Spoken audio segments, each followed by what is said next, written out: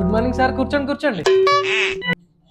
చెప్పండి, మీ అబ్బాయిని ఏ క్లాస్లో జాయిన్ చేద్దాం అనుకుంటున్నారు? థర్డా, ఫోర్తా, ఫిఫ్తా? Fourth class sir. Super, good choice. ఏ బ్యాచ్? సి బ్యాచా, నార్మల్ బ్యాచా? ఈ రెండింటికి తేడా ఏంటి సార్? అయ్యో పెద్ద ఏం లేదు సార్. సి బ్యాచ్ అయితే 1,80,000, నార్మల్ బ్యాచ్ అయితే 1,00,000. నేను అడిగేది ఫోర్త్ క్లాస్కే సార్. నేను చెప్పేది కూడా ఫోర్త్ క్లాస్కే సార్. 5th 6th అయితే 2,20,000 తీసుకుంటున్నాం.